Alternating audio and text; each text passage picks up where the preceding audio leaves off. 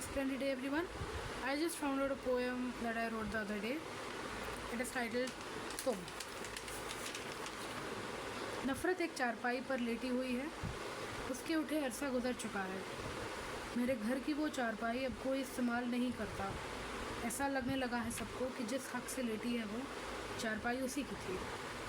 समझाती हूँ मैं सबको कि चारपाई तो मेरी है, पर मैं कौन हूँ?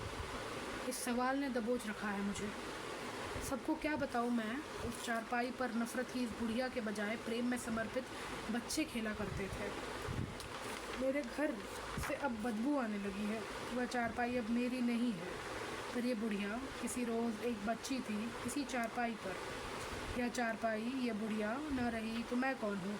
इस बदबू के सिवाय दिखाने जैसा, बात करने जैसा मेरे घर में क्या है? मेरा घर इस बदबू में सन चुका है।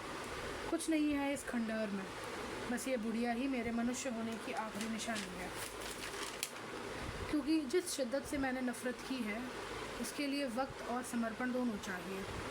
जिस दिन मेरे घर की नफ़रत मर जाएगी, उस दिन मेरी मृत्यु शैया तैयार रखना।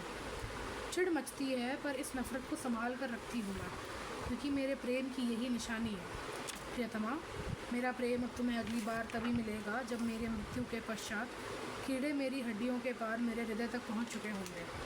नफ़रत का कड़वा फल खाकर जब वह बीज तक पहुँचेंगे, तो वही मेरा प्रेम है। अब मैं नहीं, मेरा प्रेम तुम्हारे निकट रहेगा।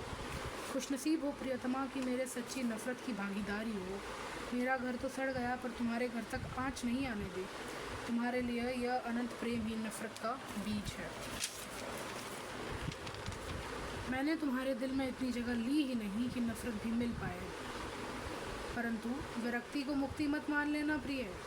मुक्त इस सड़ते पस निकलते घर से तो मैं हुई हूँ। तुम तो मेरे खिलते प्रेम से अनंत काल के लिए विरक्त हो चुकी हो।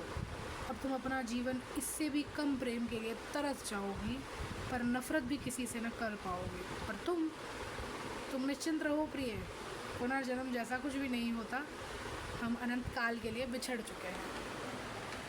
Signing off.